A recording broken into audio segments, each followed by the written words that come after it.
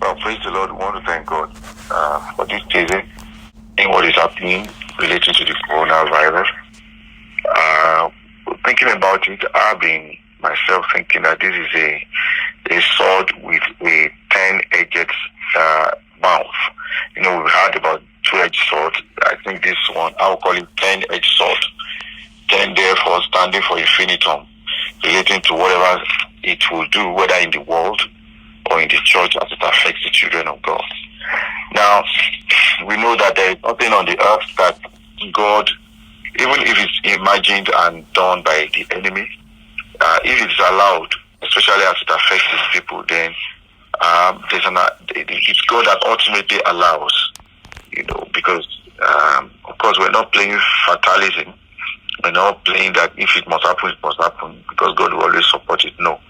But something of this magnitude is, if it is allowed, it is not without God allowing it. Either as it has to do with God delivering man to his own will, at least for a while. Let man have a taste of his own will for a while, and the consequences of it, or either it being an active plan of God. But as it has to do with an active plan of God, I don't believe it's an active plan of God. Sometimes when we even see things in scripture relating to that which looks inimical to the health and the well-being of man, a lot of times they are actually things that God saw would happen, rather than things which God willed to happen. There's a lot of difference, a whole life of difference between, or a whole world of difference between the two, between what God wills to happen and what will happen as a result and a consequence of what man is doing to himself. You know, so, well, back to the coronavirus, which we have seen at this time. I believe, as a person, that this has been engineered by man. That's my take about it. Well, I don't know whether any other person has any other inkling that is different than what I've said, but I believe this was a deliberate thing. I don't know where it came from particularly, but I know this originated from the powers that are beyond the powers, that are behind the powers. These are not, some people say America, some people say China, but that would be too simplistic to take it like that, because if it were from any other nations, then the nationalistic feelings of other nations would make them to war against it and reject it, and would have known who did what since that time. So it's not really the national leaders or political leaders, as the case may be. It is there are powers that cut across all of these powers, to which all of these powers subscribe, and powers to which they have a degree of loyalty, or whether a grumbling loyalty or tacit loyalty or perfect loyalty to, so they can't really come out to tell us where this is from. Now, so the issue is this: this has come out into the society of man at this time. It is as bad and as evil as this coronavirus is. I am keen to looking beyond the virus itself to what the incidences of the virus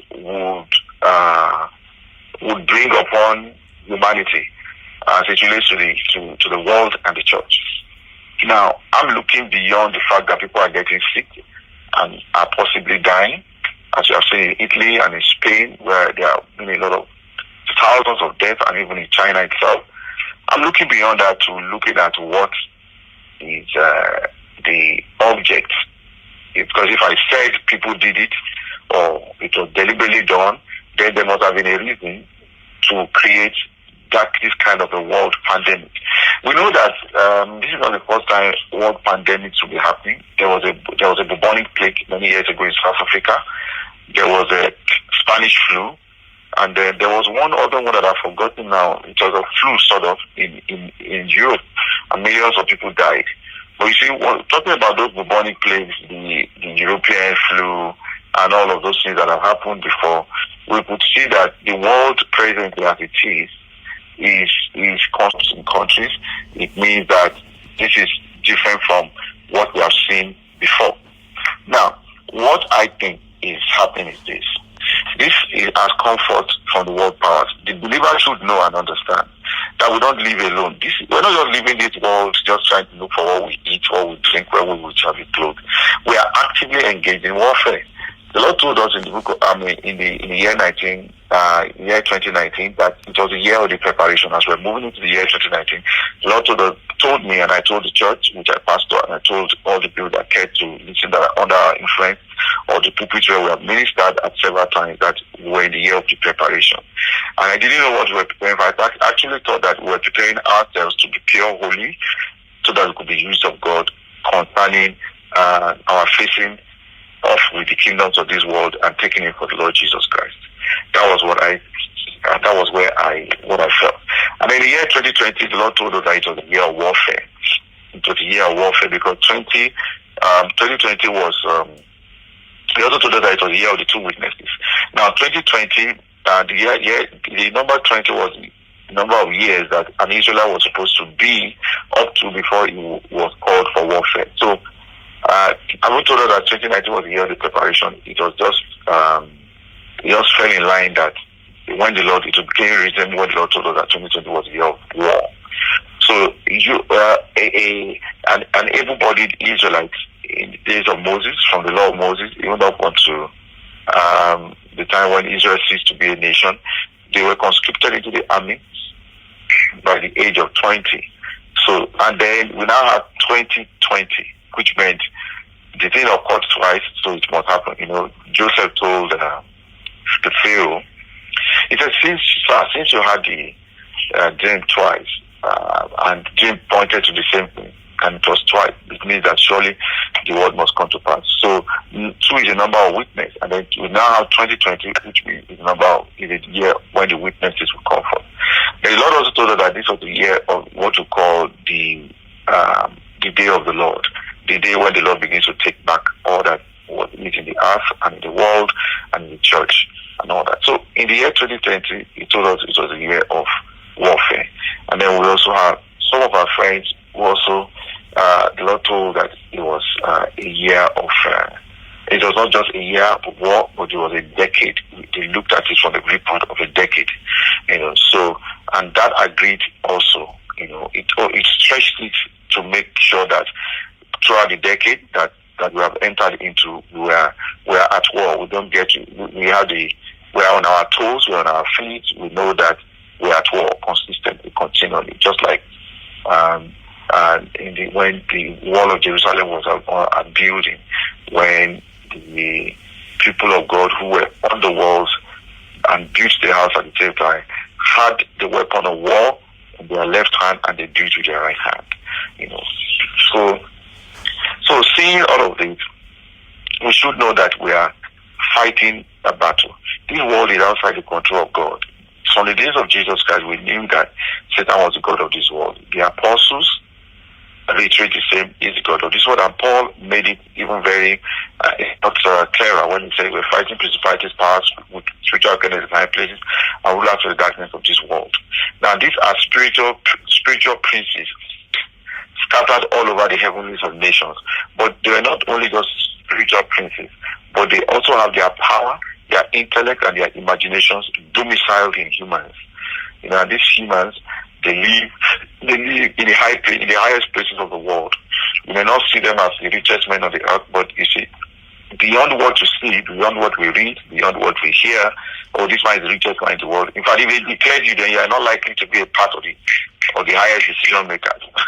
If they announce you, then you are not, because those guys are not announced. You cannot even begin to quantify their riches, but they are powerful. In most countries, they control the left and the right. They control A and B. They control party B and party A. And whoever wins during the elections, you know, is still a part of them or is still subject to them one way or the other. Now, so why would they be fighting this battle? It is because they are saying that the world is moving into a new age. Now, the Bible calls that new age the kingdom age. But the world sees it as the age of Aquarius. Now, the kingdom age means heaven will come to the earth and domicile over the earth, on the earth, and the Lord will be totally in charge of his people, and then his people will contain him in the fullness. Now the world has seen all of that. What the world has seen is not what we have seen specifically or particularly, but what they have seen is their own version of what the church is expecting. Now what they have seen is that the spirit realm now has a leeway. It is now an approved time. It is the appointed time for the spirit world to come over the earth. Now, that is the same thing that we are also seeing. That's the same thing that the scripture says. But we're not saying that just the spirit world. We're saying that the Lord tabernacling among his people. The Lord coming in with his people to, and Jesus Christ said we're going to reign. The Lord said we're going to reign. The prophet said we're going to reign in this time. And the apostle said we're going to reign in this time. The Lord says we're going to reign in this time. God told Abraham that we're going to reign in this time. And all the witness of scripture and of the prophets and of the men of God have lived from season to season in the ages of mankind. They have seen this period and they know we're going to reign in this time. Now, the world also have seen this time, and they have seen that if they could manipulate things, they could be the ones to reign. So, and then we may be wondering, why would the world see into the plan of God? Yes, because God is the God of the whole earth. Let us not forget that God so loved the world. These people that he loved was the world. You know, a lot of times when we have become believers, we are Christians, we are children of God, we always think, okay, God loves me and he hates the world. No, it's wrong. That's the wrong thinking. The Lord loves the world. That's why he gave Jesus. And the reason why the church is in existence is because of the world. So let us not think that the world is an enemy of God to such an extent that God will not make them know what is happening. You know, God has had the calendar of the worlds or of the ages in the heavenlies for a very long time. So I'll just mention briefly here. From the age of Taurus, we moved. That was in the Abrahamic days. The age of Taurus, when the Lord destroyed the calf and the cattle of Egypt. You know, from the age of Taurus, we moved into the age of Aries, the age of the Lamb, and that was the Law age. We saw it as the Law age. You know, and then from the Law age, we moved into the age of Pisces, which we see as the age of grace. And Jesus said, "I will make you fishers of men." And then from the age of Pisces, we're moving into the age of Aquarius. That's the word sees as Aquarius. And meanwhile, we see that heaven coming to earth. Now, Jesus Christ said, you see a man bearing a pitcher of water, following him wherever he goes. I will have my supper there. You know. And then the Aquarius is also what means the heavens coming to the earth, the spirit world enveloping the earth. Now, there is one reason for my saying this. Number one, we will see that when Jesus was born, it was only the church that knew. It was only those who had the scriptures, who had the priesthood, who had the tabernacle, who had the presence of God in the Shekinah. They were not the only ones that saw him. They did, in fact, the people of God did not see him. The high priest did not see him, the Sadducees did not see him, the Pharisees did not see him, the kings did not see him, the scribes did not see him, the Pharisees. Nobody saw him within Jerusalem. But the outsiders who were always watching, because they needed that watchfulness to maintain their stranglehold upon the human society. So they were always watching. They had people that were paid. The magicians of Babylon and the astrologers were paid, just as God's people, the priests, were to be paid, who were supposed to look into the divine counsel of God for the seasons, for the change of seasons. But they were so all busy doing politics, doing who is right, who is wrong, which church are we building, which Pharisees or Sadducees, which teacher's interpretation are we taking, which one are we not taking, that they lost the essential reasons why God put them there. So the world they were able to see that a king was born, and the world came to worship that king. You see? So, but in these days, this world that has seen what's going to happen, they are not going to worship the king at all. They want to set up their own kingdom. You know. So what I see is this. This is one of the reasons. I mean, this is the reason for my long story.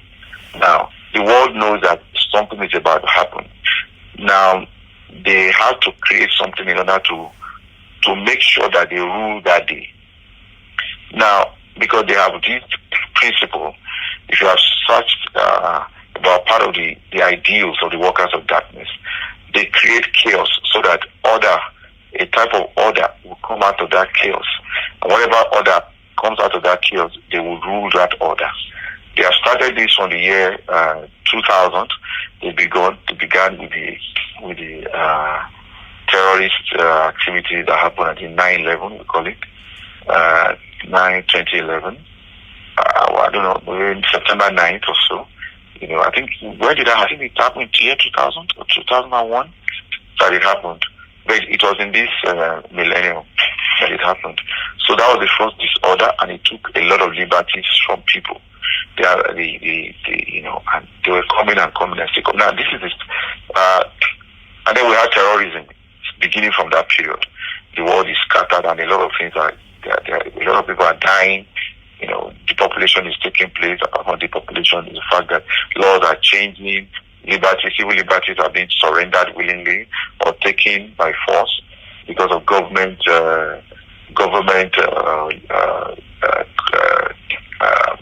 laws that have been made by the representatives of the people. So that was the people made it. So you can, things that could not happen in the pre-9/11 times are the realities of our days. In fact, there was a new ministry, the Ministry of Internal something. I forgot this. I hope to be able to remember before we finish. There's a ministry that happened that came in force that was headed by the president's friend at that time in America. Is it Homeland Security? Yes, Homeland Security. Yes, thank you very much. The Homeland Security thing came in. That was something that came in after 9/11. It didn't occur before, and then people could be arrested for a while more than they should be arrested. People your phones could be tapped legally, and different kinds of. So all of these things are to maintain a stranglehold on the people, so that we're going back to the Tower of Babel, where there was a man that he won control of the world, and all that. Now, this one has happened now. I talked to one of my acquaintances from somewhere in England yesterday, and this lady was telling me. I was telling her that this was a deliberate act, and she actually said it first. And her tenor, her demeanor as a person that has known, could not be somebody that will say that kind of thing. She would rather be the religious type that would say, "Oh, God save us from this." So I was shocked when she was talking. So I said, yes, you're getting it, And then she said she contacted with one of her friends, a highly placed friend that knew have some things that has highly placed in the British society there. And then they said the guy was saying, "Let me not just tell you about coronavirus." He said, because if I tell you, after the guy said, there are lots of things that are changing. Laws are changing now. So in this, what we call katakata in this part of the world, in this imbogilo, in this scatteredness, in this non-togetherness of people's minds and the composures, there are lots of things that are being deliberately changed and are being deliberately done out of the purview of the normal sane society, normal money talk society, normal media watch society, normal social media commented upon society and all that. So there are lots of things that are changing now. And what the Lord told me, indicated to me in my heart, is that by the time coronavirus lifts as a major threat of the nations, within the nation or among the nations, by the time it lifts, between that time and the next 10 years, we're going to see a new world. A new world is coming in. Now, this is a new world in the perspective of those who activated this thing. Now, but God also has his own plan. And we should be more sensitive to God's plan. We should be more sensitive to God's will and desires.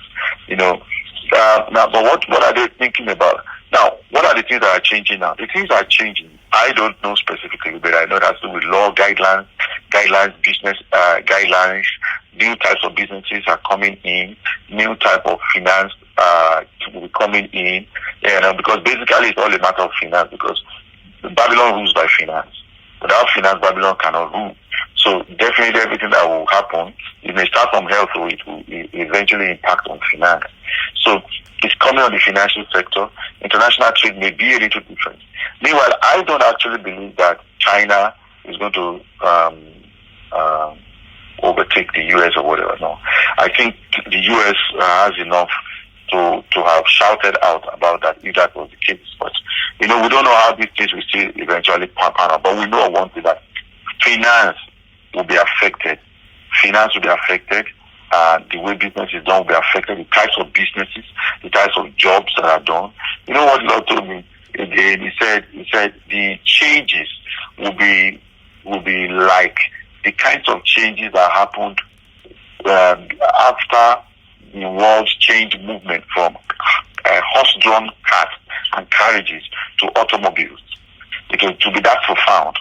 It will be that profound. That 2 weeks ago, all we had were our horses and our carriages drawn by our horses. But now we now have automobiles on the road. That the changes will be that profound. So a new set of people will become financial kings right now because of this thing that happened. They call it order out of chaos. Order out of chaos. This will break the new world order, because they believe that let us scatter everything and let us look at the scatteredness and let's see a sense of order in it and let's rule this day. But it's one of the things that will also happen is this, and this is the principal thing, that the saints of God are going to take the kingdom, because the lines are going to fall upon us in pleasant places. God is raising his children. He has put them already in some. He has activated them. He has put them there. There are people that are ready to pounce on the world. They have vision to pounce on the world. They have vision to pounce on the world to bring the kingdoms of the world, to make the kingdoms of our God and of his Spirit. And these are people, they may not necessarily be preachers. In fact, I don't see them as preachers.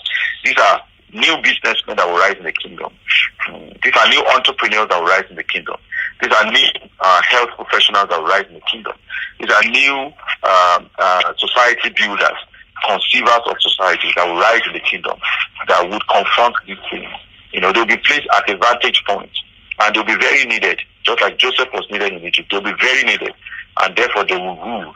In fact, their rulership is beyond that of Joseph and Daniel, because Joseph and Daniel did not have the ultimate control and authority. They were still under the king, either of Pharaoh or Nebuchadnezzar.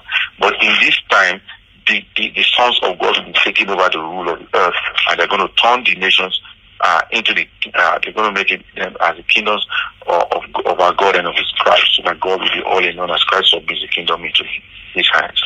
Now on the church there will be some changes.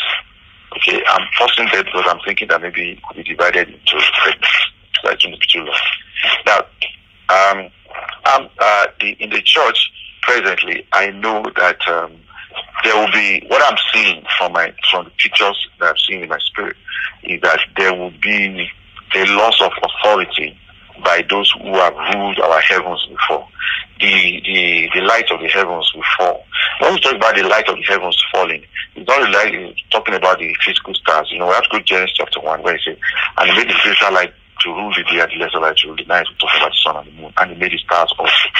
Now, those who rule, so those lights in the heavens, the physical heavens, they are rulers, and they point to the ruling authority and power in the spiritual realm. So we are going into the spiritual. We're going into another level of rulership now, another stage of rulership, another total a rulership that is totally different from what had been before. Now, these rulers, the former rulers, are falling down. How will they fall? It had begun in the church in Nigeria when people began to touch the fathers, and those who were held in very high esteem began to be demystified. It had happened. It had started happening. Now, I'm not saying God set up people to disrespect elders. No, but I'm saying that when that time comes, people who are keen to misbehaving will begin to misbehave. It's the spirit of lawlessness, and they are targeted at bringing potentates down. And what does it mean to bring them down? It's just to demystify them, because there's an aura among those who are big, who are men that people receive from. There's an aura.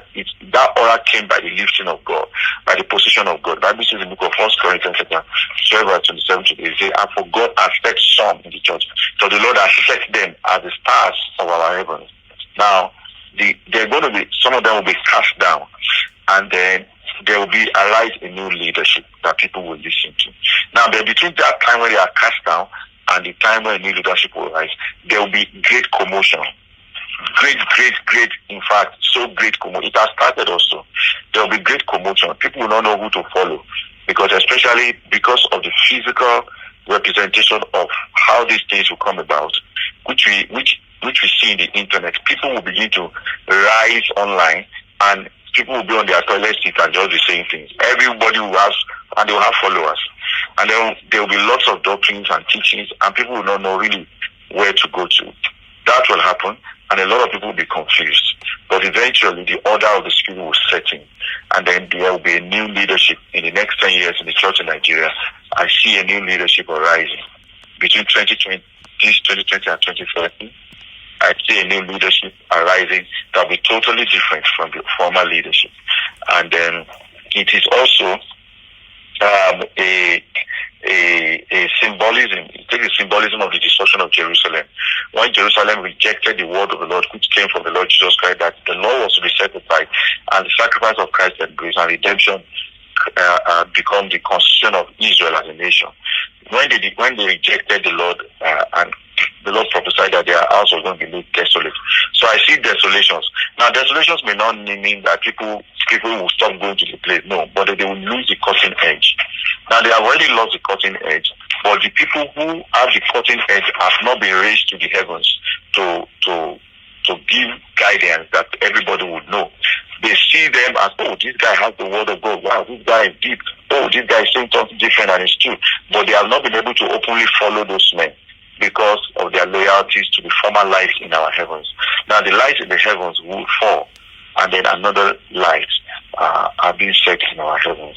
And then this is what the Lord is saying at this time. This is what the Lord is saying to the church at this time. So the thing to take home for those who listen to me right now or at some times later is that we'll begin to make inquests and begin to find out, Lord, what are you saying? What is this new thing?